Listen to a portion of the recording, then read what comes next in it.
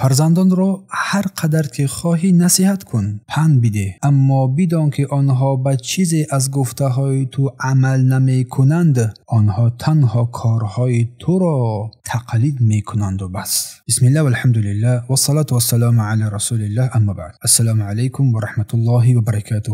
برادران و خواهران گرامی قدر، این عباره‌ای که خواندیم، فرزندانتان را هر قدر که می‌خواهی نصیحت کن و پند بده، اما بدان که آنها به گفته های تو هیچ چیزی از آن گفته ها عمل نمی کنند. آنها تنها کارهای تو را تقلید می کنند. این سخن، این کلام یک واقعیتی تربیوی است که به سوی چیزهای اشاره می کند. اولا فرزند بیشتر از عمل والدین تأثیر می گیرند، نه به سخنان آنها. کودک یا نورس از روی آنچه که می بیند تربیه می گیرد، نه از روی آنچه که می شنود. یعنی غالبیت آن چیزی که تربیت می گیرد از اعمال پدر مادر والدین خانواده است، نه از سخنان آنها. پدر و مادر به نماز اهمیت دهند، فرزند نیز به آن اهمیت می دهد.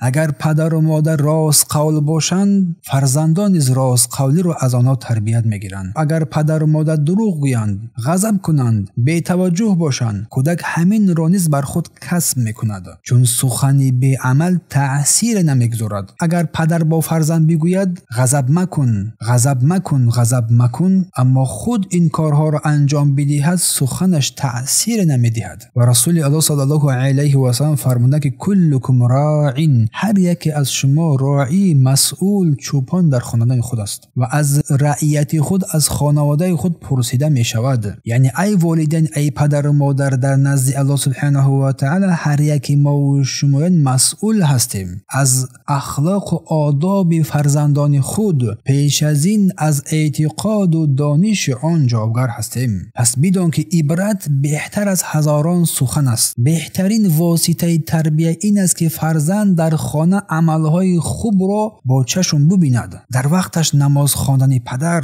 مادر با اخلاق خوب و نیکو سخن بگوید. در خانه دروغ، حقارت، فریاد نباشد، چون این عباره ها در دیل کودک همچون یک نقش جای میگیرد. برای همین میگویند اول خود را اصلاح کن. این سخن که اول خود را اصلاح کن بر ما فکر میآورد. پس اگر میخواهی فرزندت خوب باشد، اول خود را خوب کن. پس بخواهی که فرزند قرآن خوان باشد، خود قرآن بخوان. خواهی که نماز خوان باشد، خود نماز بخوان. خواهی که با اخلاق با آداب باشد، خود اخلاق را بیاموز. خواهی که فرزند الگو نمونه جامعه باشد، خود الگو و نمونه باش. و هیچ یکی از این به دست آورده نمی شود مگر اینکه رابطه تو با پروردگار قوی و مستحکم باشد. اگر رابطه نداری، پس این اخلاق و آداب چیزی از این رو نداری. پس کتاب الله بهترین نمونه برای آزمایش ما و شماست. یا بنی اقیم الصلاة، ای فرزند نماز را ادا کن. یا بنی لا تشرک بالله، ای فرزند شرک به الله نآور.